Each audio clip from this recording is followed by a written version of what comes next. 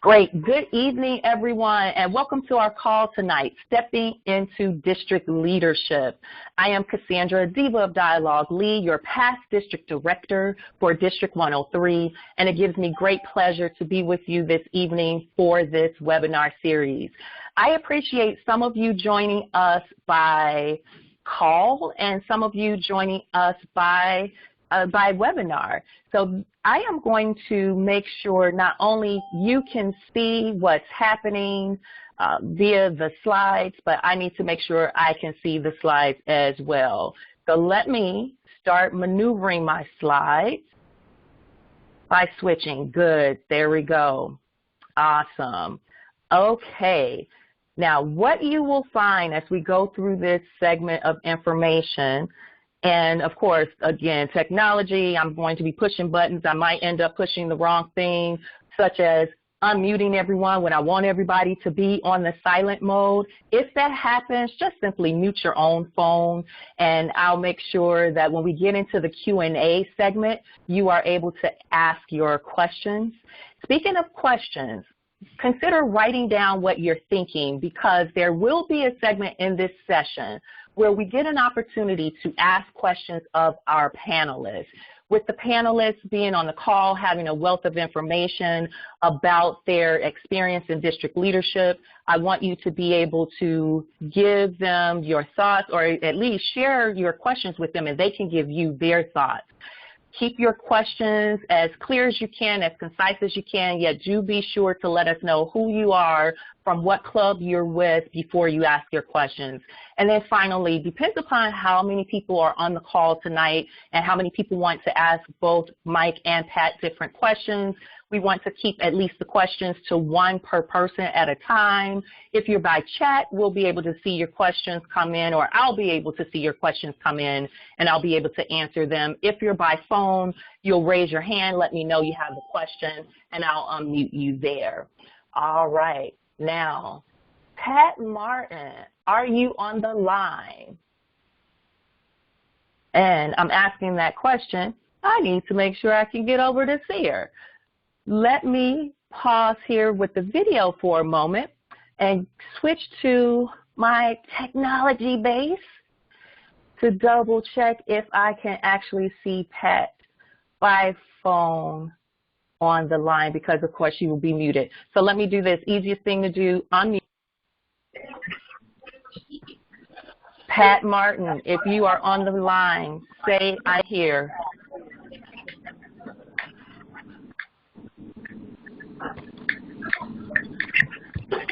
Pat, if your phone is on mute, unmute your phone to let me know that you have arrived. Hello, Cassandra. This is Pat Martin. Hey, Pat. Hey, Pat. Okay. I am looking for you in my phone base, Pat, to be able Sorry to interrupt keep your line. I think all of that noise is coming from Cheryl Lane, if you can mute her, or if she can mute herself. All right. Cheryl Lane, can you mute yourself? Actually, everyone, mute your phone on your end. Mute your phone on your end. I'm on the webinar. You're on the webinar, Cheryl? Okay. That's better. That is better. That is better. Great. Awesome. Now, Mike, I definitely heard you still. Pat, are you still there? Yes, I'm still here on mute. Okay, good, good. Well, don't you mute yourself. You keep your line open, because the questions are going to bounce between both you and Mike, and you just never know exactly when you're going to need to jump in immediately. Therefore, I want you to make sure that you keep your phone line open. Will do. And you're all okay. Great, great. All righty. So let me make sure that I give a couple of shout outs, like I'm going to give a shout out to our district trio team for making sure that we were able to do this call tonight. They supported us in being able to do this call. So I want to thank Greg Thompson and Joe McCarty and Ivory Gwynn. Greg Thompson is the Club Growth Director for District 103. Joe McCarty is the Program Quality Director for District 103. And Ivory Gwynn is the District Director for District 103. Hey, Mike, I see you visually there. And then I want to make sure, I want to make sure also that I can just give you a little bit of a tidbit about me. You may be wondering, why on earth is this seminar even happening or this webinar even happening? And that is because I have a passion for helping our members to actually know more about the Toastmasters program, as well as being able to get through whatever leadership aspect of the Toastmasters program you're going through. I myself have been a member for over 20 years now, and I started for leadership development. I've stayed. You will hear from Mike and Pat tonight. And Mike and Pat will share with you their journey into leadership. I've had some journeys as well. You'll see, for those of you who are by webinar, you'll notice that I've been all 7 club officers. I've been in district leadership as an area governor, division governor twice, the club retention chair, the program quality director for District 30 before we became 103, and then eventually the first district director for District 103. Many great things happened along the way, and you're going to hear, I'm sure, from our panelists how many great things happened for them tonight as well. Moving into our concept of leadership, we have quite a bit of leadership knowledge that will come from our panelists tonight, yet I'm also sharing with you via free reports that I do, something called the Leadership Legacy Series, and that gives you an opportunity to learn more about your club leadership roles, your district leadership roles even, and anything in between. So you can check out some of those free reports. I know a few of them were available when you registered for tonight's session, yet they are there for you to download whenever you need them. One final point I would like to make about me is that leadership has been the reason I've been in Toastmasters, yet continuously growing and developing has been what I've been doing. Hence, tonight, doing a webinar series, this technology thing, this is challenging me, and it's testing me, it's stretching me, it's growing me. Yet I want to continue to stretch and grow my skills as a communicator as well, which is the next big goal on my list, is to become an accredited speaker with Toastmasters International. That gives me an opportunity to share with Toastmasters the information about me being a professional speaker, and then I'm using my skills I'm learning in Toastmasters out in the world as a professional speaker, and that is on the wish list for me. It's been on the wish list for me for about 10 years now. Finally, I'll have the time to invest the time to get there, and that's what's next for me. Stepping into district leadership, I've done it. Now that I've had a chance to experience it, I'm stepping into the communication direction, and that's the accredited speaker. Yet it's not about me tonight. I'm just the individual who's testing the skills and making sure I can give you some new information. Tonight really is about our speakers of Mike Rafferty, who is the 2006-2007 past district governor of District 30. Mike then went on and became an actual international director. So he's known as a past international director for Toastmasters International. He will share with you what that means and what led him into that direction, because I want you to pay attention to something with Mike's titles here. He started at a club level, moved into the district level, then moved on to the international level. He'll give you more information about that. Now, beside him for tonight is someone that he was actually on the district leadership team with, and that is Pat Martin. Pat will also give you insight about who she is and what she did during that time. Yeah, Pat is a past district governor as well, and this year she's serving, like me, as a senior advisor to the District 103 team. So I am looking forward to being able to give them the floor, and of course you'll notice I'll be playing around with this technology thing because there are some things I'm not liking with what I'm seeing. However, I'm going to keep their image on the screen for those of you who are by webinar, and now I am going to open the floor for both Pat and Mike. Mike, I am going to start with you. Good evening, sir, and you take it away. Here's what I want you to tell them, Mike. I want you to give them a little bit of information about your background. Start with, when did you join Toastmasters? What club did you join Toastmasters when you joined? As well as, why did you join Toastmasters? Sure. Take it away, Mike. First, I've turned on the video. You can see me doing something that might seem a little weird. I am holding a phone up to my ear while I'm on video. I didn't have time to set up my earpiece, and I have found through years and years of conference calls at work that a real phone line is just so much better for reliable audio quality that I will almost always dial in by phone, even if it's a webinar like this, because then the audio is just so much better. Anyway, so here we are. Why did I join Toastmasters?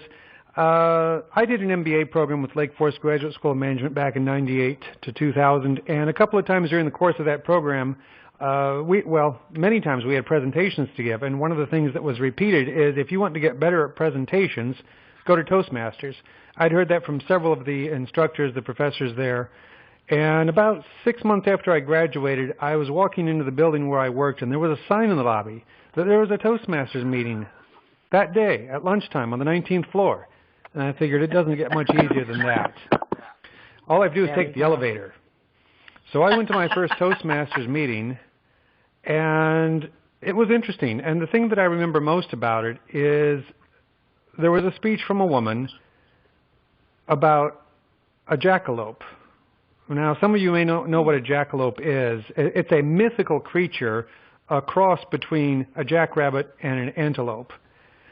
And at the end of the speech, she pulls out from behind the lectern a stuffed rabbit with antlers strapped on it. And I just thought that was the funniest thing. And, of course, later I found out that that was the visual aid speech. I had no idea at that point what was going on. But it was a great example of how that works, and she just delivered it so well. And I signed up. I gave my icebreaker a couple of months later, and it just went on from there.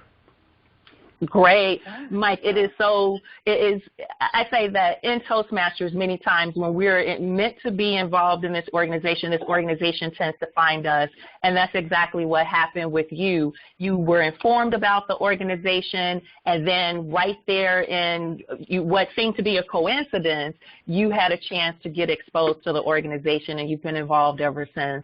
So thank you for sharing that story.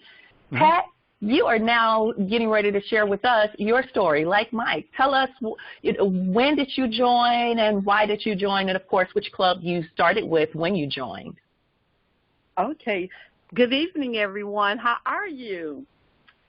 I want you to know back in the day, in 1995, April to be exact, which means that I'm celebrating my 25th year in the organization. Yay! And I'm really excited about that. I want you to know what got me into Toastmasters. Like Mike, I didn't have to go to the 19th floor. I actually had to go 4 doors to the left. It's our conference room at the Hines VA Hospital. As you know, Hines Verbal Oasis Toastmasters Club. So I joined 2 years after they formed. I was encouraged, pushed, dragged, because I got down there because at that time they needed the count. I had seen the Toastmaster signs all over the building, but I didn't get involved for some reason. I don't remember why I didn't back then, but it took me 2 years to get into it. But I want you to know I joined in 1995, but I started my Toastmaster career in 1997. It was in April 1997 when I wrote the check to renew my membership and said to myself, I will no longer write this check unless I participate in this organization. And I tell you, both feet on the floor, hands stretched out, everything that came about with Toastmasters, I was in it. The roles that I had served in my club was every role but secretary, because I'm a secretary by default, and Sergeant at Arms. I have that role yet to look forward to being a service in. But it's amazing how even when I joined in 95, because at the time I was working as the budget clerk at work, and they needed a treasurer. Oh, you work with millions of dollars. Come on in and be our club. What? I haven't even been here maybe a month, and I was asked to be the treasurer. Because of the fact that they trusted me with their funds, I said, you know what, they see something in me that I didn't see. So, okay, I'll make this happen. And I did. And I tell you, moved on. What made me really, really want to stay in the organization was when I served as the club, as the, what was that? The vice president of education. because that was the first time when they rolled out the DCP, the District Performance Plan. And I tell you, I got the commitment for each of the club members to want to achieve an educational goal, and it was during that time in 1999 that our club was the first club to be President Distinguished. I need to say more that from that point to now still. Anyway, I know my time is limited here. I found out that Toastmasters, what keeps me in it is because... Well, Pat, let's do this. Yes. Because I like where you're heading with that statement. I think that's going to be a nice way to put the icing on the cake. And plus, I have to pause for a moment. You said a lot of great nuggets in your intro there. You gave us a lot of information about your background. First off, happy anniversary to you. 25 years. Yes. Balloons going up. Great. Okay. And also, we've had a few individuals come on the line since you've been speaking. I just want to let everyone know you are in the right place. PowerPoint slides are not being shown at this point simply because I want the screen, if at all possible, to be focused on our speakers, such as when Mike is by video, he takes up all of our space there, at least when I'm not looking at both PowerPoint and trying to see him.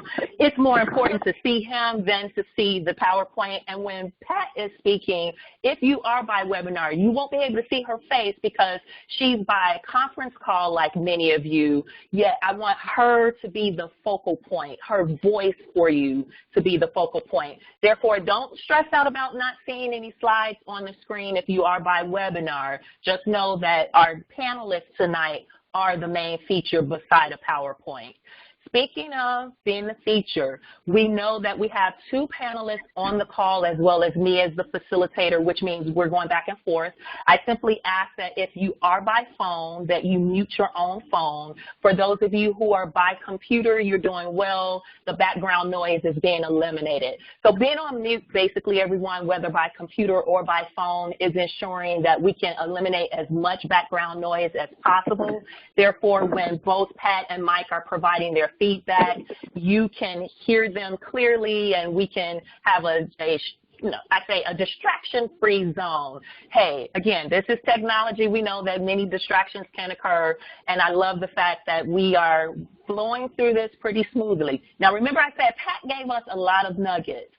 She talked even in her presentation about starting the club, or starting in her club as the club treasurer, and she had only been around for about a month or so. If you are by webinar, I want you to do me a favor. Type in the chat box if you ever was asked to take on a leadership role as soon as you became involved in the club. If you have had that experience like Pat, just type yes, that you have. I'm sure many of you, Dion, I see that, yes, and that'll be good, Dion. At some point I'll find out from you exactly what that role was. Mike says, oh, yes, he had an opportunity to take on a leadership role, immediately becoming a member. I know that was my journey as well. 6 months after being involved, I eventually became both secretary and treasurer as well of my corporate club that I was involved in the beginning. So, yeah, we've all been there. That leadership journey almost begins immediately. I know right now Toastmasters International has the new tagline of where leaders are made. I think years ago that should have been the tagline because as many of you have already heard from both Mike and Pat, they immediately got into the leadership concept. Now, Pat touched on having served in the leadership roles at the club level. I now want to give Mike an opportunity to share with us his leadership experience at the club level. And then right after that, Mike, I'll give you the chance to talk a little bit about your leadership journey at the district level, for which then after you discuss the district level leadership, I will go back to Pat to give Pat the opportunity to share her district leadership level as well. So Mike, go ahead and share with us what club officer roles did you start with, did you experience with, and how did that help to parlay you into district leadership? Sure. So they really flowed quite directly from one to the other for me. I joined around late 2000, and I did not hold any role for approximately 7 months. Amazing. Because the 2001 elections put me into the role of Vice President of Public Relations, and I have some history in the newspaper business in my college and before college, so that kind of made it an obvious choice. And this was back in 2001, so things like club newsletters, including putting them out on paper, was a thing. There were websites, of course, but a lot of newsletters were still being produced by clubs and being handed out on paper as well as by email. So I spent the first year, my first full year in Toastmasters as a club officer as VP of PR 2001-2002. Now, where it got interesting is that it turned out our club president was chair of the district spring conference. Tony, oh gosh. Rogers. Tony Rogers, yes. Yeah. Many of you will know that name. Yes. And she was looking for people to do presentations at the conference. And she decided I'd done a nice job with the newsletter, so she asked me to come and do a presentation at the spring district conference on club newsletters. Now, mind you, I'd never been to a district conference before. Oh. Yeah, and here I am going to make a presentation. Well, it turned out that the way the scheduling for the conference worked, there were 2 or 3 sessions at the same time, and the other session that I was up against was, I forget what the topic was, but I remember the speaker, Sporty King. Oh, yeah. Him. So as it turned out, my session had about 5 people in it, and I think they were mostly members of my own club. And Sporty King's session in the next room over was standing room only. So it was kind of an interesting diving into the area of giving a presentation at a conference. I got through it, though. I think I did a good job. People liked it. I had some handouts that got picked up later, and apparently it did not put me on a blacklist for doing it again, because I did get offered to do other presentations and Toastmasters functions later in life. Okay. Anyway, so the next year, after being VP of Public Relations, then in 2002, 2003, well, I guess I just got a little crazy, and I not only became club president, but I also became an area governor, which is now called an area director. Oh, yeah. At the same time. Yeah. And I had a cooperative work environment where I was able to do that, spend a little time on Toastmasters, things that maybe wouldn't have otherwise been possible, because the club was a lunchtime club. And so that's where it all kind of blended together. President and area governor at the same time, 2002, 2003. And then from area director, moving on into your next part of the question regarding the district, I then served as division governor the following year. And then I was in the trio the next 3 years, a lieutenant governor of marketing, which is now called club growth director, a lieutenant governor of education and training, which is now the program quality director, and then district governor, now called district director, 2006-2007. It all led in a fairly, it isn't an unusual succession to go like that, but it isn't terribly common to go bang, bang, bang, one or the other consecutive like that. So that's where I really dived in the deep end at Toastmasters and learned a lot. Oh, nice. Hey, Mike, you said a lot of good things in your story, and as you were recounting your story, I remember Tony Rogers when I became involved in Toastmasters, and you're right, she was the conference chair, and that is how you got your start. So she was your leadership mentor in a way almost. Oh, yes, even when you talked about Sporty King being in the session and he's next door to you. Oh, I learned my lesson. Even though he's my mentor, I had to make sure we could never be speaking during the same time. We had to be in opposite times. So that was a lesson that I learned as well. And when I served, when I served as a TLI dean a little later, that was one of the lessons I applied, was to be aware of your speakers, the crowds they're likely to draw, and try to have a proper balance. Oh, yeah, yeah. And that transferable knowledge. We talk about in Toastmasters how we have transferable experiences, and that's something that you learned. And speaking of transferable, I like when you said I was club president. You mentioned that you were a little crazy. I don't think that was unusual. As a matter of fact, for those of you who are with us by webinar, if you too have done what Mike did in the past, where you served in 2 leadership roles at the same time, I want you to type in a chat box, been there. So if you too have done what Mike did, as Mike said, I served as club president and I served as area governor.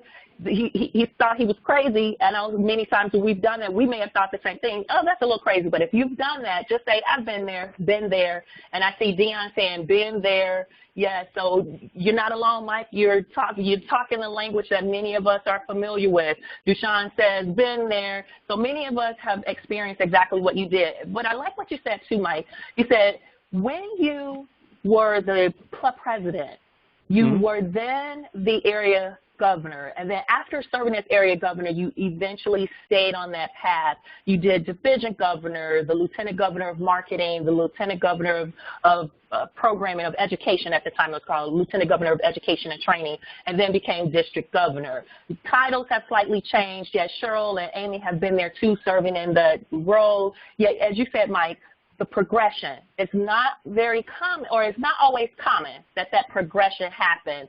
Yet, give us an idea as to why, for you found staying on the path, area governor, division governor, lieutenant governor of marketing, lieutenant governor of education, then district governor. That was at least 5 years of consistent district leadership. Yeah. Why did you find it, or what prompted you to continue on that path to stay in district leadership in that way? Well, that was the way to build your leadership skills. I found Toastmasters invaluable for leadership skills and being able to get out there and be a leader, sometimes in a less formal way and sometimes in a more formal way. And that was the way to do it is, as an area director, area governor, you're out there helping 3 or 4 or 5 clubs help their members. And then as a division, you've got 20 or 30 and on up. And we had 100 and some clubs at that point in the districts, which kept things pretty busy. And then we were building new clubs, and you had club sponsors and club mentors and club coaches, and you had district conference chairs and all these people who needed training, who needed leadership, who needed to get some ideas about how they can become better leaders themselves. And that's it just builds from there. Yeah. So, Mike, are we hearing a guest Toastmaster there? Yes, the dogs and cat are playing. They might come on camera later. Okay, that's fine. And I like what you said, that leadership development, that was the way in which to build leadership skills, which is why you continued on that progression. And as you were mentioning that, I remember at some point our paths crossed when you were on that progression. I believe I was an area governor or possibly a division governor when I first met you. And yes. I remember we had a conversation about a speech contest, and I encouraged you to be in a speech contest. It probably was when I was area governor, because you know how it is as area governor. Was I division governor? You were division governor making a visit to the club trade masters. I had no idea what a district officer was. I had no idea what the district even was. Yeah. And somehow along the way, I got shanghaied into competing in the area evaluation contest. That was me, everybody. That was me that shanghaied them. And I remember, it was the only Toastmaster speech contest I've been in, and I came in 3rd out of 4. Okay, good. At the area level. Right. Now, Mike mentioned speech contest. If you've ever been in a speech contest and you are with us by webinar, go ahead and say, I've been there, I've been there, whichever phrase you want to type. Mike mentioned coming in 3rd out of 4, so that means he had a chance to actually compete, experience it, walk away with an award. Yeah, did you all notice, like I noticed, Mike said he was in his first contest, the only contest he's ever been in, so which means Mike really wasn't all that interested in speaking in contests. Is that right, Mike? I think that's fair to say, but since then I have served as a judge at the World Championship, so it goes around. Hey! There you go. I like how Cheryl Lane and Jay Shepard, Mike said, I have been there. So they've been in contests as well. I'm sure many others on the line who are with us by conference call who can't really type in have also been there as well. I know Amy is on the line as well. Amy has been in several contests too. So Mike, your journey from the club level into the district leadership, I really appreciate you clarifying that for us and giving us more insight. And you had both Pat and I excited because as you were talking about certain individuals, we can remember those individuals and remember that experience. And as I said, we were on that journey with you. And speaking of being on the journey with you, the reason why I wanted both you and Pat to be on the call together is because you both served in district leadership on the same trio team.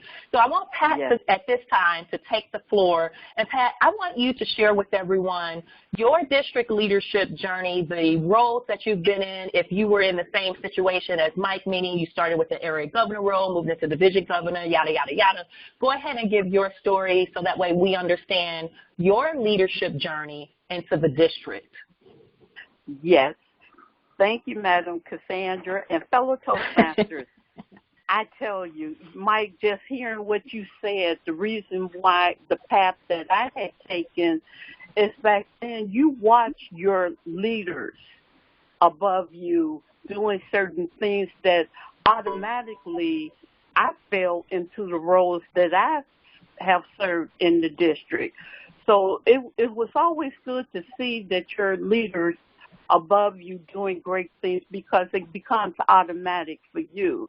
And I'm just going to speed to my year of 2001 when I served as an area governor. I was my club VPE. I was the TLI dean for that summer, and I was planning my daughter's wedding for 150 people. All of this. Are you serious, Pat? All at the same time? Yes. Yes, this is how Toastmasters helped me to organize my skills, my mindset. It truly helped me tremendously to get files in order, folders in place, to be able to wear these various hats. And it all led out to be, when I was the area governor, and you know how area governors have to go to the club contest, is when I first met Johnny Campbell. Johnny Campbell was a club speaker at the Speaking at the Public Speaking Club, and I realized that this man is phenomenal. I know one day he's going to be on the world stage. Now it's amazing, and we laugh about it now because he even remembered me telling him that back in 2001. He was phenomenal. That I wanted the district to hear him when I was serving as the CLI team, and I was shaking it up, doing something a little different, that I asked Johnny Campbell to be the keynote speaker during that time. And then instead of having our keynote speaker at the beginning of the TLI team, I had him at the end of the TLI as the training. And because, of course, we advertised, letting everyone know the speaker, the room was still packed at 3 o'clock in the afternoon, as much packed as it was at 9 o'clock that morning. I had a phenomenal team that made all of this, of course, possible. It was just great. As I moved on into my career of being an area governor, I was the Southwest Division governor, and I tell you, Southwest was like the biggest district during that time. Wow, and it was a big division at that time, bigger than like the South or the North divisions? Yes, it was the biggest division.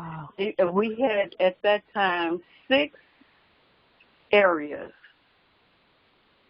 6 or 7 now, I don't even remember, but it was huge.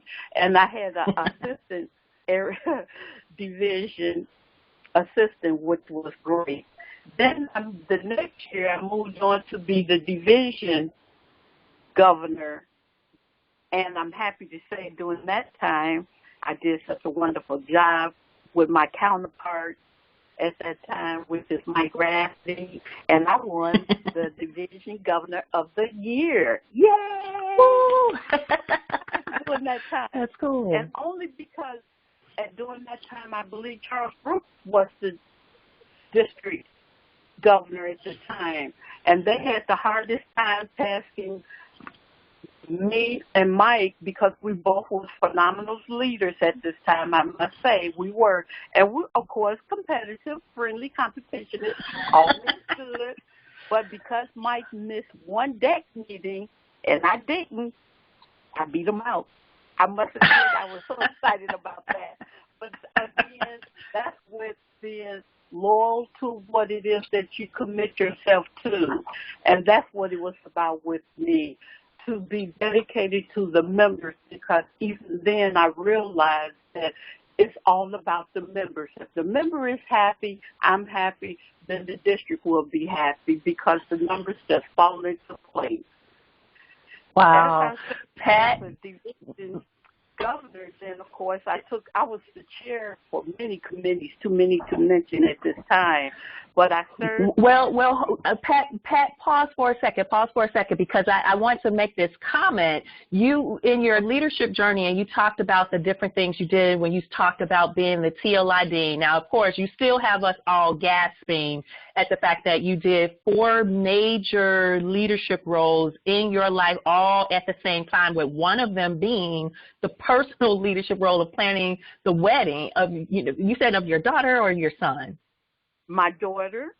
Your daughter's wedding. Yeah, you mentioned the TLI. I want to give you a comment that came through in our chat line that says, ha ha, Johnny is the reason I joined Toastmasters. Oh, wow, see? And that came from Amy. Amy Sagami says, Johnny is the reason she joined Toastmasters. And, of course, as you were mentioning that journey and mentioning that leadership role, I was thinking, Johnny, I remember that year, Johnny had an impact on me as well. Johnny also was a published author. That was the inspiration for me the first time I figured out I could actually write books too. So he was a source of inspiration for me in that. And Amy came, sent that chat in. I wanted to make sure that I didn't forget to share that with you, that you just never know from the leadership roles you perform and the fact that you had a passion for being able to focus on the members. You gave the members something that could benefit them and resonate with them. And with you having Johnny there, that helped. Amy says, Johnny gave me an evaluation for my TED Talk in 2009. So look at that trickle effect. Yes, that trickle effect.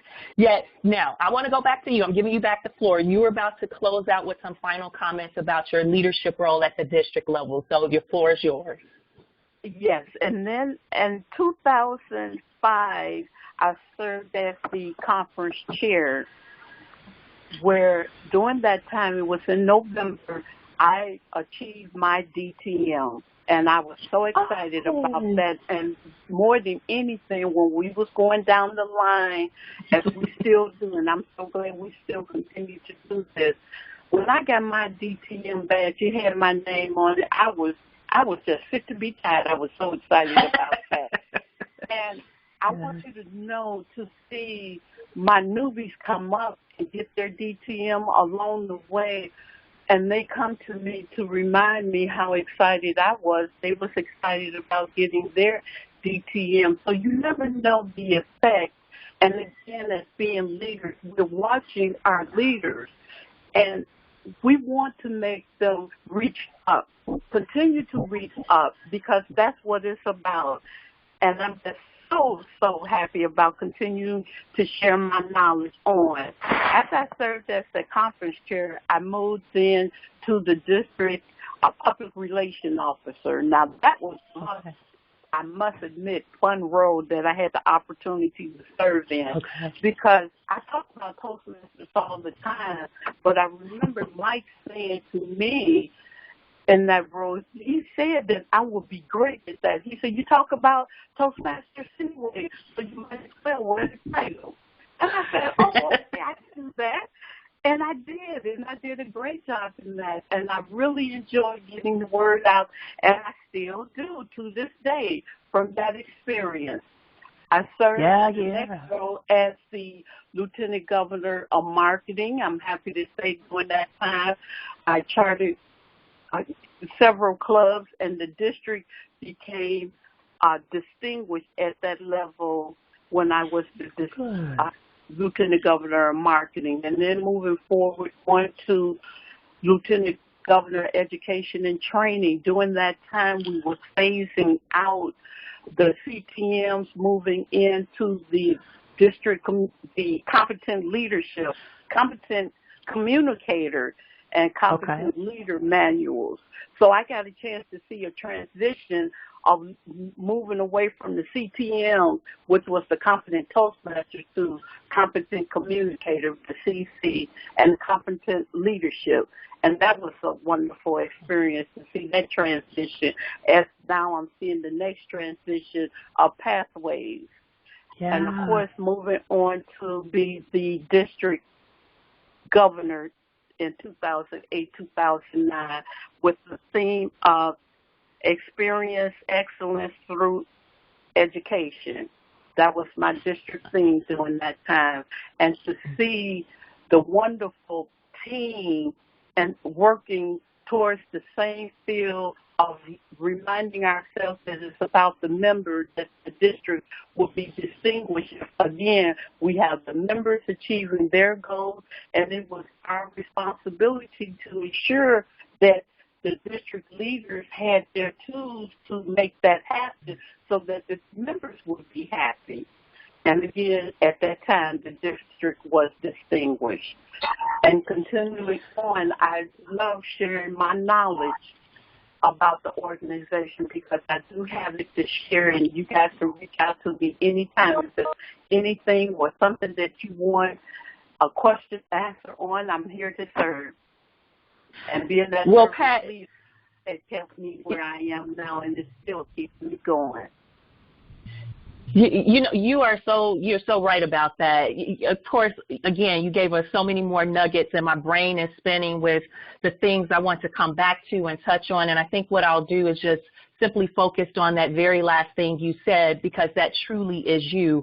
Over the course of my leadership within this organization and moving throughout the district leadership roles I've been in, I've had an opportunity to encounter you the entire time, and you've always been that way. Whatever you need, whatever I know and you have a question about, I'm going to share that with you. I'm going to be of service to you. I will help you.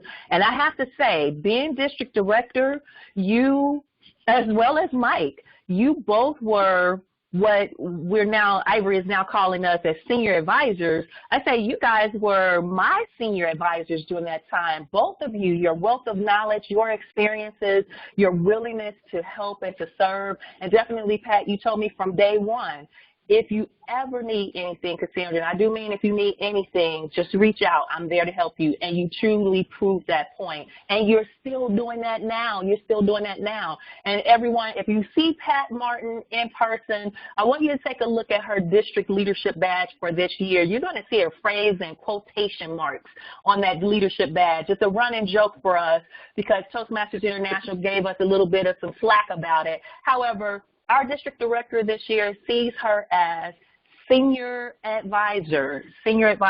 Now, because all of us have been in the district leadership role or the district governor or district director role, technically that's what we are. We'll always be senior advisors to the incoming leadership and the future leadership. However, yes, Ivory Gwen stressed that senior advisor title for not only myself, but really for Pat.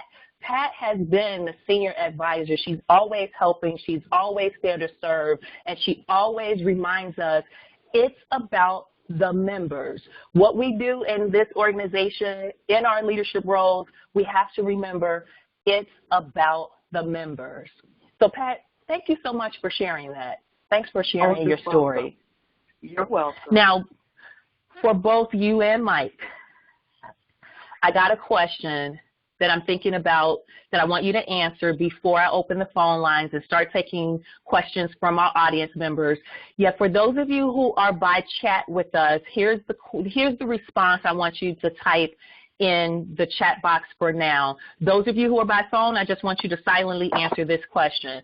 If you're by webinar, I want you to type your answer in the chat box to this question. And my question is, do you think about the members and what you do in your leadership role?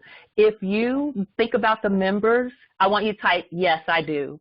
So by chat, by the webinar, just type in, yes, I do. If you're by phone and you're thinking about that, I want you to just silently answer. And I love how the answers are coming in. Dion said, I absolutely do. She says, Dion says, all the time. Mike says, yes, I do. Cheryl says, yes, I do. Amy says, yes, I do. So look at that. Leaders on the line are, and not just on the line. Right now I'm seeing those who with us by webinar who are by chat. And I saw the guest Toastmasters. I also saw, I know by phone, those of our members who are by phone, they have also been in that space as well. So Mike and Pat, here's a question I want to start transitioning into our Q&A segment with. And the question that I'm curious to know, and this goes back to the transferable concept, Mike, that you started us with. So my question to you both is this. In what ways have you transferred your leadership experience from Toastmasters into the real world? In what ways have you transferred your leadership experience from Toastmasters, Mike, into the real world? Give us some insight on that. Well, I can think of several aspects to that. I'll try to keep it brief, but I'm going to give a few examples. On the more positive notes, obviously it's helped me quite a bit at work. I've been at Northern Trust for 10 years, and I've just found it immensely valuable to understand how to evaluate people, how to provide feedback. And providing feedback to your manager is one of the trickiest things in the world to do. And you can think of it in some similar ways to giving feedback to an icebreaker, someone you really don't know, someone who's only joined the club recently. You don't know the person, so you have to be a little careful. You don't want to offend. You don't want to say anything that's going to drive them away, or in the case of work, get you fired. Right. But so much of Toastmasters leadership and communication skills obviously transfer in a very direct way to work, assuming that you aren't if you're not a novelist. I mean, if you're a novelist and you stay at home all day and you never talk to people, okay, fine. It probably won't be so much you'll learn from Toastmasters you can apply there. But there, yes. Outside of work, though, I've gotten very involved in the community in recent years. I'm secretary, and there's an so someone count that against me. I'm secretary of two neighborhood organizations where I live in Lakeview in Chicago, both Triangle Neighbors, which is the square mile of where I live, and then the Lakeview Citizens Council, which is the entire ward. I'm secretary of that as well. And I'm also a commissioner. It's an appointed role from the city of Chicago for the SSA, the Special Service Area for the street I live on Halstead. And we have about $1 million budget each year to work with, about 9 commissioners that comes from city taxes. And that's another case where leadership and understanding finances and being able to talk about, the goals of the group and the goals of the neighborhood and how we're going to serve the members. In this case, the members are the residents of the neighborhood, and do better with them.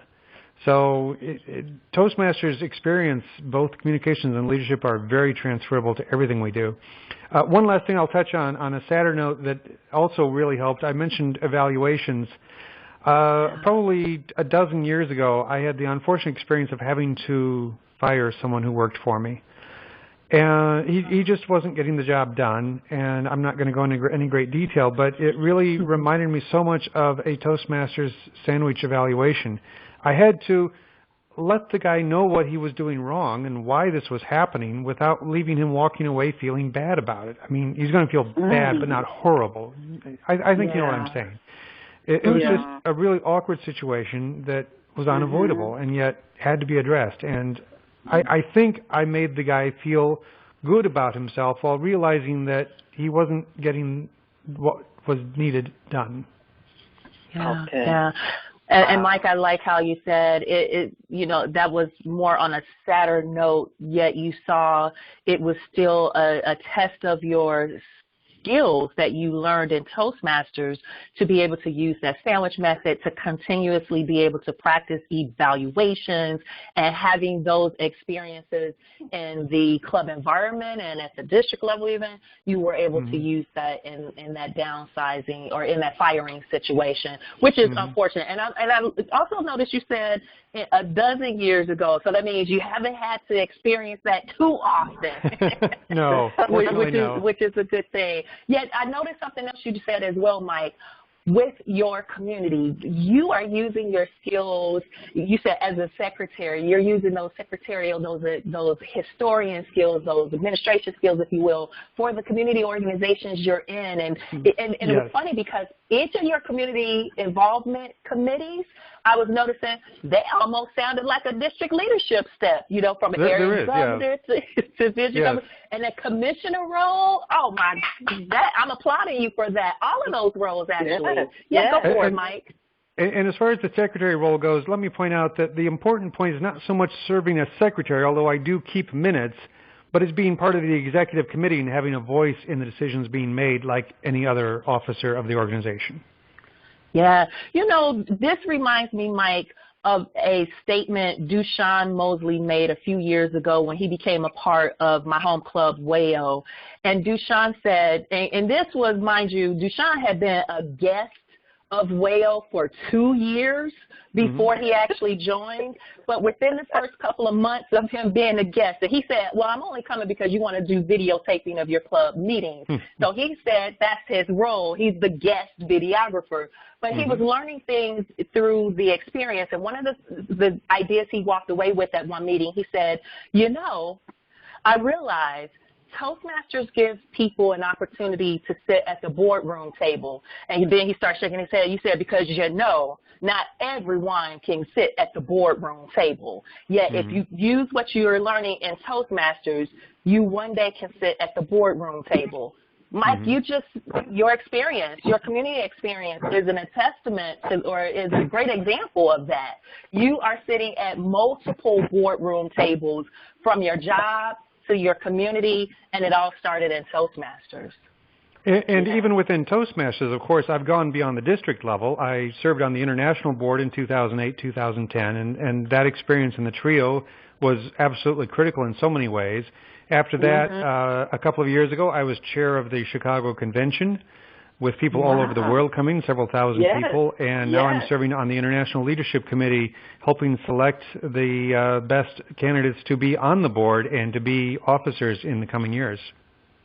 Yeah, that is so true. Look, that leadership experience beyond just the Toastmasters opportunity. Now, the primary reason that I had both of you on the call tonight is because we're getting ready to seek, and we have been seeking for about a month and a half now, district leaders, individuals who want to step outside of their club environment, serve in district leadership roles, and we're doing the call for nominations, which will be due on January 31st. I believe that's Thursday of this week. So for those of you who are on the call, in a few minutes, I'm going to open the call line and give you an opportunity to ask your questions.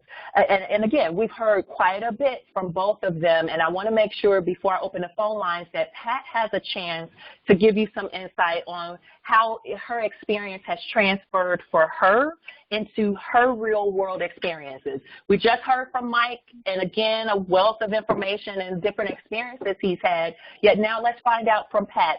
Therefore, Pat, the question to you again is, in what ways have you transferred your leadership experiences from Toastmasters into your real-world environment?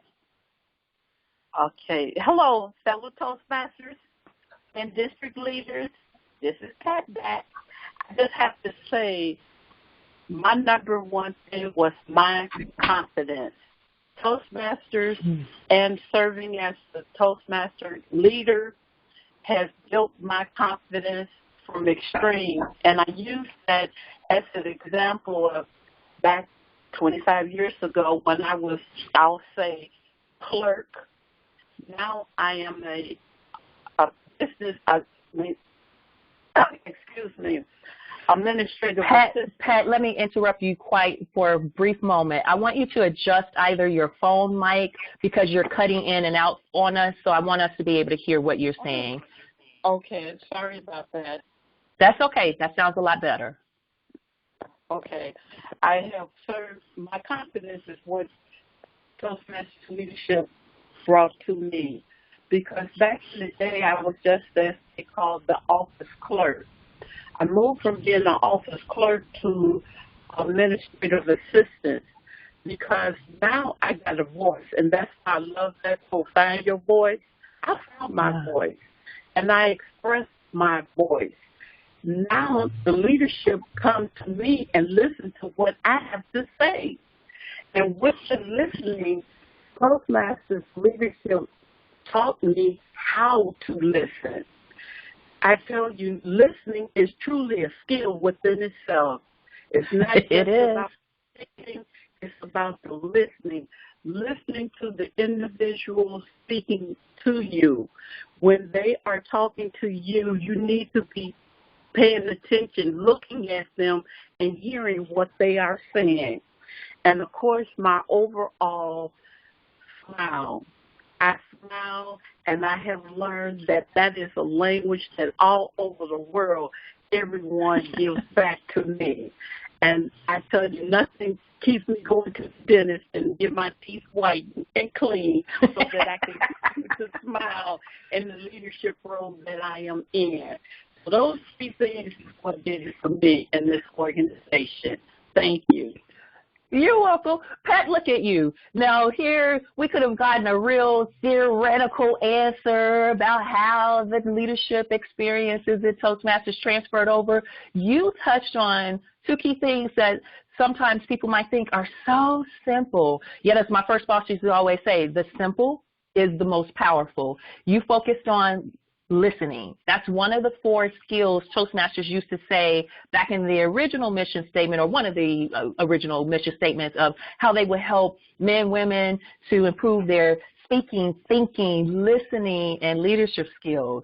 So listening, you touched on that, and you said how you've been able to use that listening skill, and we all are tested at every single meeting with being a listener, especially in the timer role, or not the timer, the speech evaluator role, the Toastmaster role, as well as the eye counter and grammarian roles. We have our listening tested.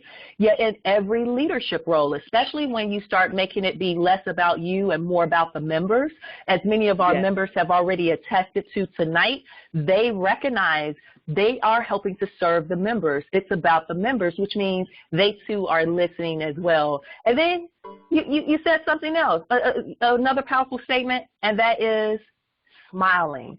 I like when you use that phrase, everyone around the world understands a smile, and that is something that you get back, and smiling.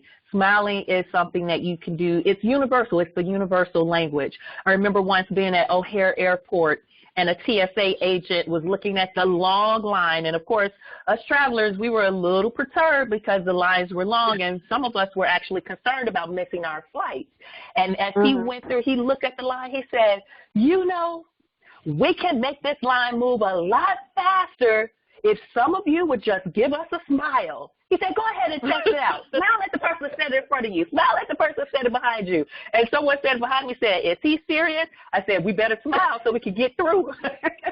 But it made everybody laugh. And he said, see, that's so much better. And it did. It shifted the energy in that space for that time. And he was just reminding us about what you did, the universal language of smiling. So, Pat, thank you for sharing with us your transferable experiences.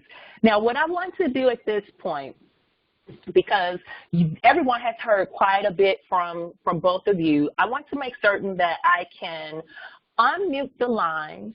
So, everyone, I'm going to unmute the line on my end. And what I would ask that you do until called upon with your phone line, just simply, again, making sure we can have that noise-free zone, meaning once I unmute the lines, we're going to hear background noises. Keep your phone on mute. However, if you have a question that you want to ask or a comment that you would want to make, I want you to make sure that you press, and I think it is *6. So let me make sure I do this.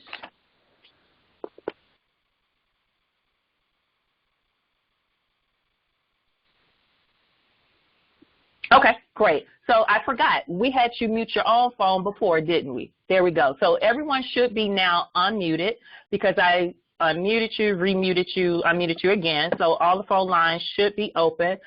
By webinar, there should be a chat button or a little icon somewhere that shows chat, or not chat, Q&A. It's Q&A, Q&A. So let me do this. I'm going to start the Q&A session. Hold on. There we go. Q&A session has started. So the code is *6. If you have a question you want to ask either Mike or Pat, I want you to press *6 to put yourself into the Q&A queue. That way I know you have a question.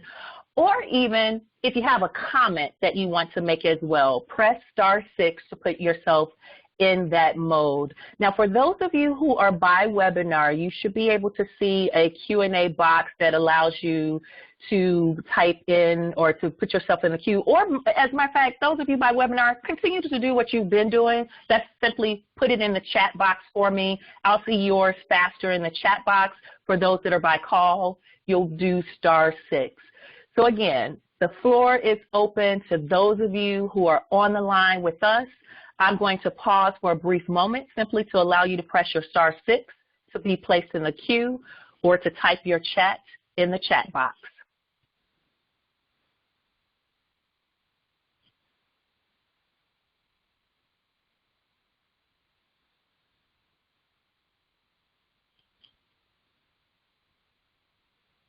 Great. I like how people can multitask with these webinars, and especially if you're by conference call, you could do multiple things. And I appreciate that you've been listening as attentively as you've been listening, and there aren't any questions that have come in yet. There aren't any comments that have come in yet.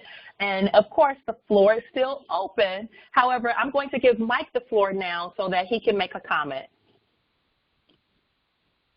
Oh, hold on. Hold on, Mike. I see you speaking, but I don't hear you. So let me do this. *6, Mike. Did that work? Okay. Hold on, Mike.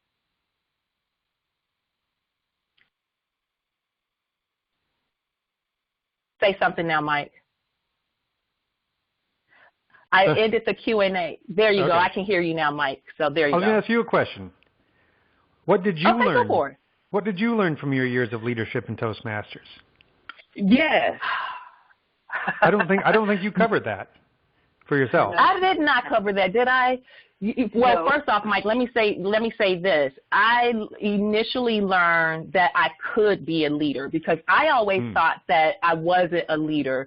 I had done throughout high school, college, and even my early professional career, I'll always do things where I could be behind the scenes and not necessarily be in the forefront. So I would be on tons of committees. Like high school, I got recognized for being on like 42 committees over the course of the 4 years, and there were at least 12 committees I had been with all 4 years. So I was good at being on a team and being on a committee, but I wasn't always comfortable with being the leader. And I got tested in that when I was in undergrad. I was at the University of Illinois in Urbana-Champaign.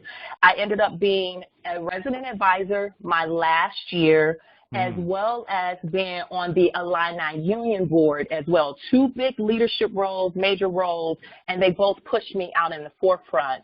That then led me to come back home to Chicago, and I started working as an administrative professional in a support role where I'm thinking, oh, I'm going to be behind the scenes. I'm here in this nonprofit organization that gives grants to Chicago public high schools. That's a passion for me. I love that. But I won't have to worry about doing anything major because I'm here to support. And my first boss immediately was like, no, no, no, guess what? Because you will not forever be in an admin role. At some point, you're going to be in a leadership role, more of a manager or a supervisor. He said, you are uncomfortable with that. He said, but if you trust me, I'm going to help coach you into that. He was the person that actually introduced me to my first professional woman mentor who was a part of the Diplomatic Toastmasters Club in Evanston, Illinois. And I got introduced to Speechcraft. That's how I got introduced to Toastmasters, through Speechcraft with that Toastmasters Club out in Evanston. And Pat, it's similar to what you said. I got started with Toastmasters, but my career didn't begin. So that was 1996 when I got started in Toastmasters through Speechcraft. And she helped to coach me. And she said, listen, you are a woman professional. You've got to remember there are two skills that you will always use, and Toastmasters helps you to develop it, and that's both your communication and leadership skills. And she said, no matter what your role is, you'll always need communication and leadership. Fast forward to approximately 3 years later, I started at the organization, started working at the company that had the Toastmasters Club. And it was there, Mike, I think I had been there about 3 months. And I was in my first performance review, and my boss gave me some great feedback. And he said, I know part of what's happening is you haven't been at the company long, so there are many things that you don't know, many individuals you don't know. He said, but I love the initiative you're taking. He said, but I need you to take more of it. He said, because the attorneys that we support here will begin to eat you alive if you don't build your confidence as a leader. Yep. And I said, and I'm sitting there with my notepad, and I asked him, well, what do you recommend that I use? He said, oh, you can read any leadership book. And I said, okay, anyone in particular? And he was like, oh, any leadership book will do. And then later on, because he didn't remember about Toastmasters at the company, later on he happened to be at lunch with a friend, and his friend was a member of Toastmasters, and he went, oh, my goodness, I could have told her about Toastmasters. And it was because something over lunch in that conversation with his friend revealed the leadership side of Toastmasters. So he came back from lunch excited with a business card and with the open invitation for me to be his friend's guest at a Toastmaster meeting if I was interested. So he told me that following Tuesday that I needed to clear my calendar, don't sit at my desk doing any work, go off during that lunch hour to the Toastmaster meeting. And when I came back from the meeting that day, he eventually asked me, what did I think of it? And I told him, I'm somewhat familiar with it, but, it's a small club. They're still somewhat growing. And he said, well, here's an option for you. He didn't quite call it an ultimatum, but I recognize this is coming from my manager, so there's a reason to it. But he said, if you're interested in becoming a member, the organization, our department will pay for your membership. He said, but if we pay for your membership, you do know we expect that you won't be working at your desk during that time. And I said, okay, well, can I at least test it out? Because that was probably November, December when I started visiting. And I did visit those meetings, and eventually January of 1998, I made the decision to become an official member, and the company paid for my membership ever since. Or the 5 years, I should say, that I was there because I'm no longer there. But, but that's how I got started. As I said, my key lesson for me was, first, I had to get over the hurdle of thinking I was not a leader. I knew I was good at supporting people. I was good at helping others, but I did not necessarily think I could be the one in the forefront creating a vision, implementing a vision, executing a vision, but I knew I was good in the execution of somebody else's vision. It was just uncomfortable to be there in my own space. Eventually, the journey evolved into something else, yet that's what it began with. So, Mike, thank you for asking that question. All right. I see Jay's got a question. All right. Let's see. Is that in the chat? Yes. Jay, go for it. Jay Shepard. I wonder. Yes. Can you hear me? Yes. I can. Okay. I asked, what did they find the most rewarding experience in the leadership role of Toastmasters, and what did they find that was something that was a bit challenging about it? I like that. And Jay, I see that you're specifically asking about that area director role, or do you want them just to answer about the most rewarding from any of those district roles, and what was the most difficult from any of those district roles? I'll leave it open to any of the district roles. Fair enough. All right. Okay. Mike, why don't you take that question first, and then Pat will defer to you. All right. Okay. Well, as area director, I thought it was really fascinating to go out and visit other clubs that did things differently. Because in my club, we always did speeches, table topics, evaluations. But there were other clubs that did table topics first, or they did them last, or they had other roles like a snack master or some of the other, a question master. And I'd never heard of such a thing, and it wasn't in the manual, and they had interesting ways of doing things. There wasn't just one way of doing it the way my club did it. There were other ways of doing it, and those were equally valid. And that was, a bit, to someone new to Toastmasters, whose experience was limited to one club at that point, that was a bit mind-blowing. Yeah. And that sounds like that's a reason for that club ambassador program. You get a chance to see, as you said, Mike, it's a different way, a creative way, yet still a valid way to enjoy that Toastmasters experience.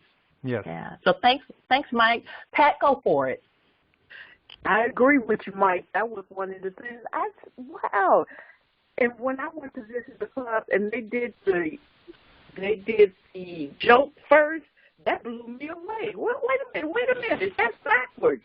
And that particular meeting that I went to visit was a backwards agenda, and that was different for me, but it was fun.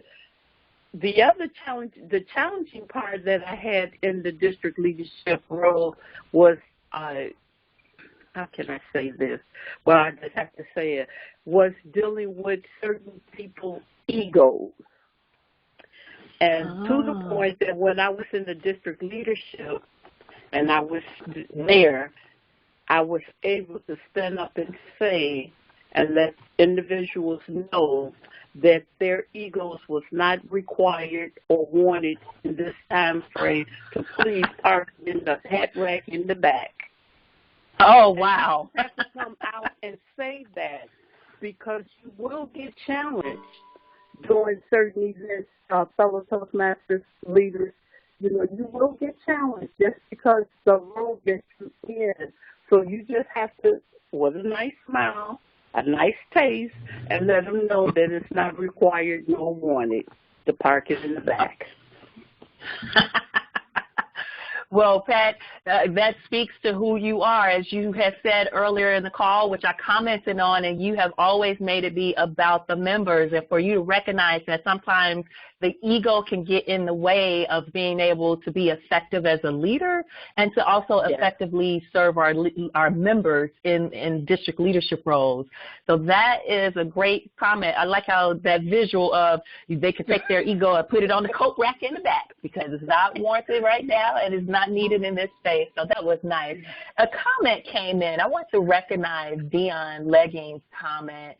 Dion says that this has been helpful and encouraging. It's been a very helpful and encouraging webinar.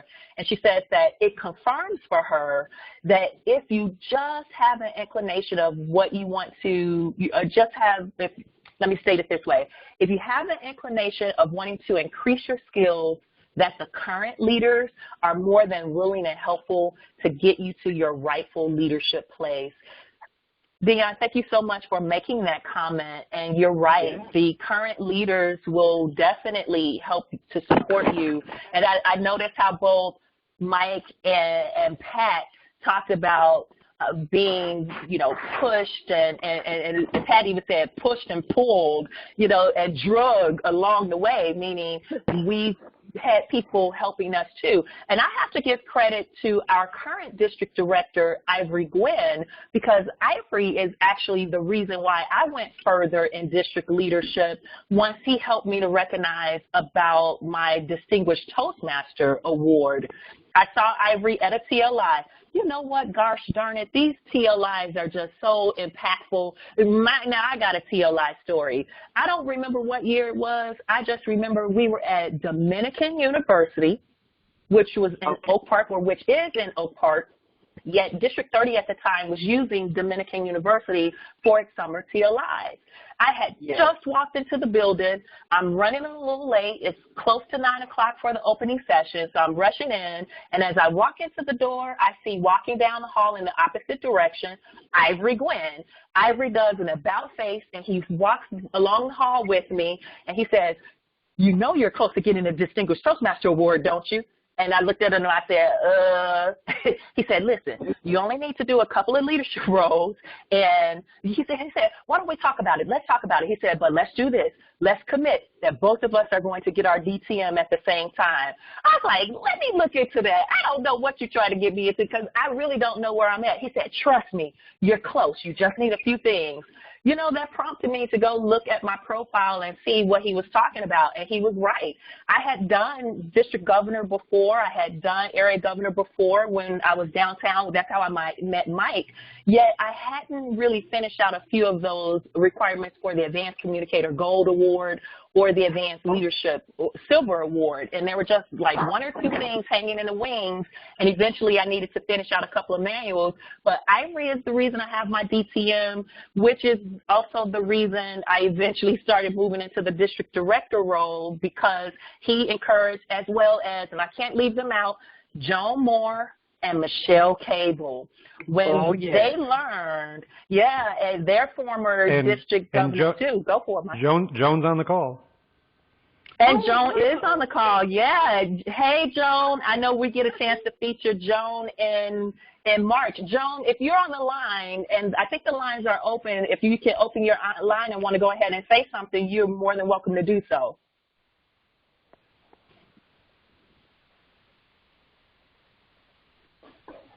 Well, we know for sure we're going to hear from Joan in March. Her and Michelle, I'm featuring them in the Stepping into District Leadership Part 2 in March. Mike, go for it.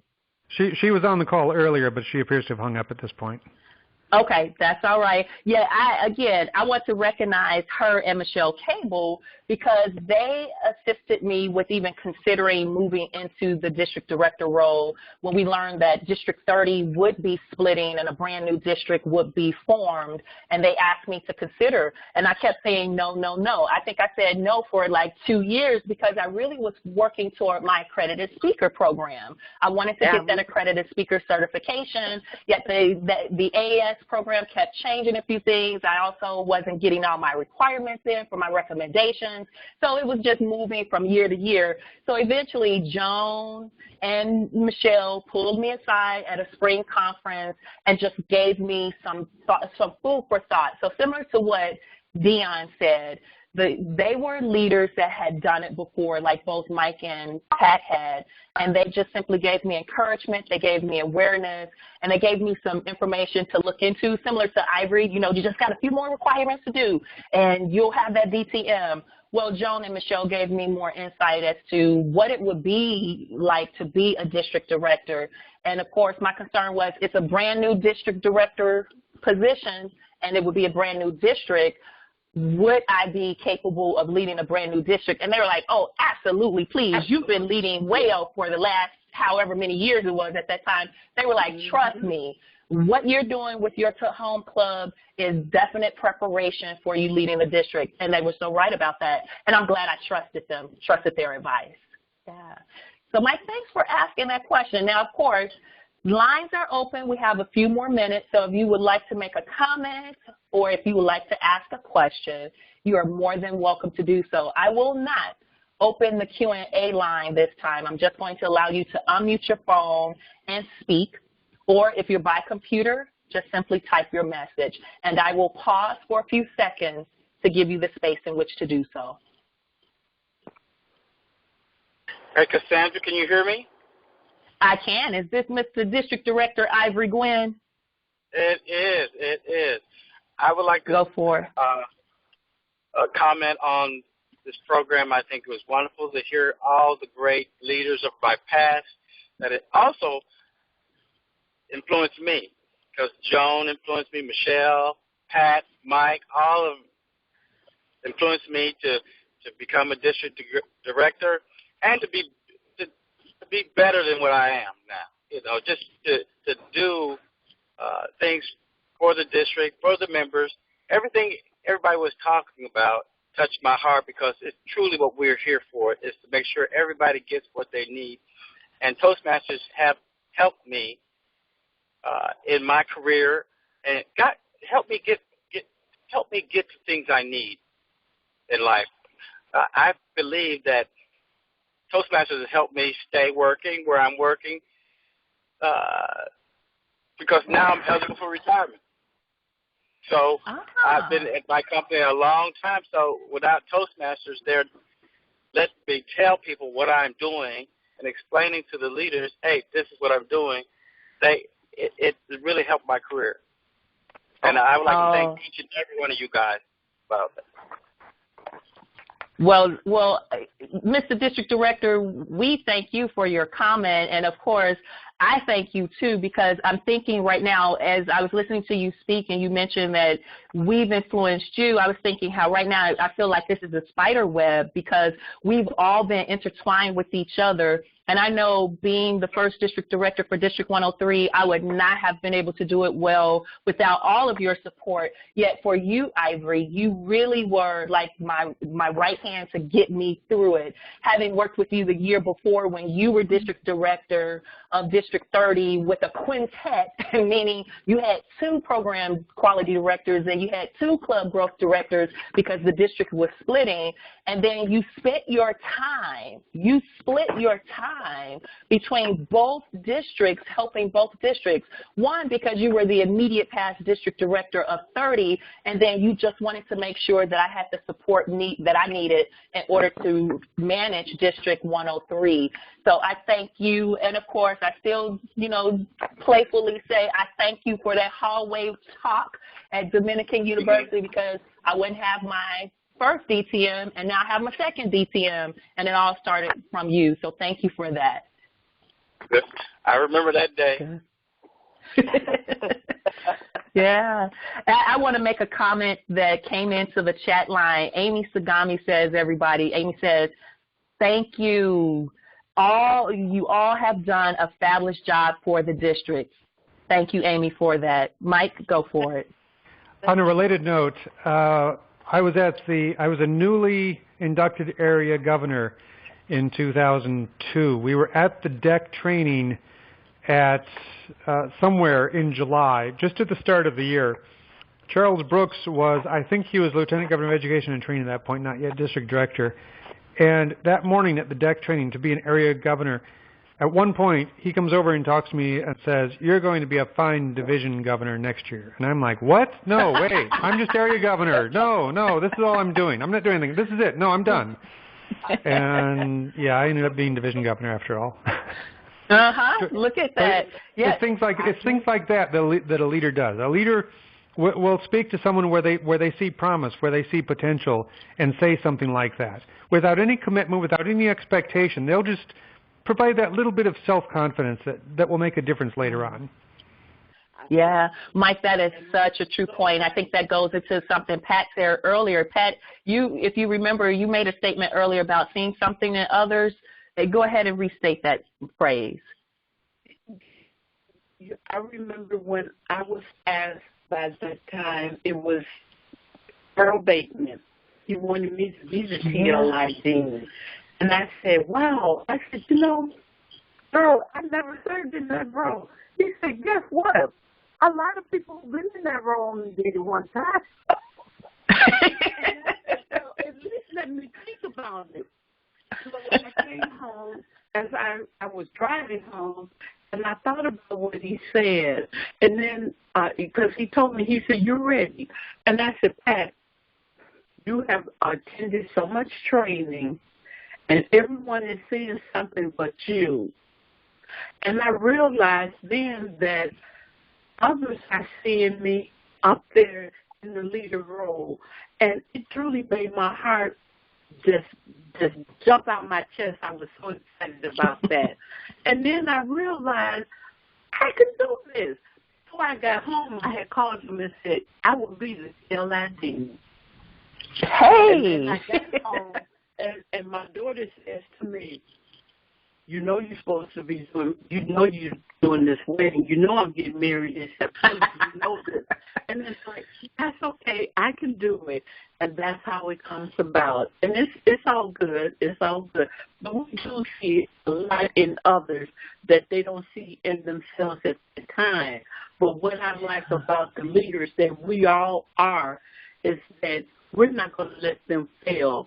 We will help them. We will give them the tools they need to make it happen, and we will have their back when they seem like they just slipping a little bit. We'll bring them back and help them in that role so they can be the best that they can be as well. Oh, Pat, that's such a great comment, and I think that ties into the comment that came in from Cheryl Lane. Cheryl Lane says, this webinar has helped me in ways you may never know. She says, thank you. My confidence has really been boosted. And I have to agree with her for the thank you. Pat, Mike, both of you, I want to thank you for being our panelist for tonight. The wealth of knowledge you shared, how you've been able to transfer your Toastmasters experience into your real world has been a great eye-opener. I thank you for your candid comments. I thank you for being open to all of the comments and questions that came in. And I also want to thank those of you that were with us by webinar or even by conference call, because you gave both Mike and Pat an opportunity to share with you what they find important about this opportunity of leadership in Toastmasters, especially at the district level. Everyone, I know that we're getting close to the close of our call. Therefore, I want to remind you, we do have a perfect opportunity for you to experience district leadership. As Pat was told by Earl Bateman, anyone who has ever done a TLI, they also have only done it once. Testing out leadership. You tested out leadership in your club level already. Consider serving as a district leader. We are open right now to receive candidates for our 5 divisions of District 103. Those divisions are the Central South, Central North, Central East, and Central West divisions, along with the South division. We are looking for division director candidates. We are also looking for candidates to serve as club growth director, program quality director, and district director, all roles that Mike and Pat have served in. That's that progression, that leadership progression. The nominations are open until 11:59 p.m. on January 31st, and again, that's this coming Thursday.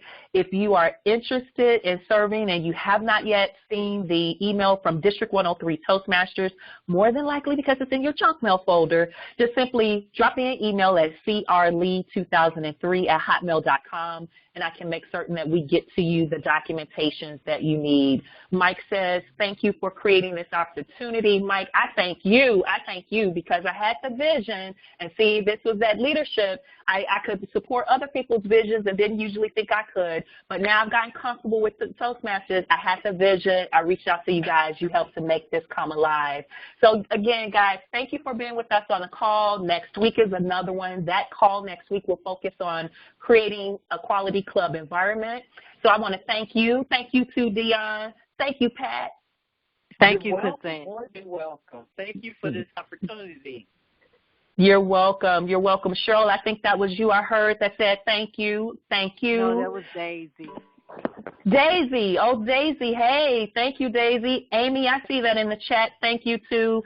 Thank you, Mike. Cheryl, I see you there. Thank you. And Friday is the 31st. Thank you, Cheryl. Thank you so much. I'm cutting our January short. We don't need to be in February yet. So thank you for that. So Friday is January 31st, everyone. So if you're interested, get the paperwork in. If you know someone who could make a great district leader, encourage them to submit their paperwork. Mike, thank you again, too. And to your guest Toastmasters, hey, we'll see them the next time. And everyone, I want you to enjoy your evening, enjoy the rest of your week, and I will talk to you again soon. Good night, everyone. Good night. Good night.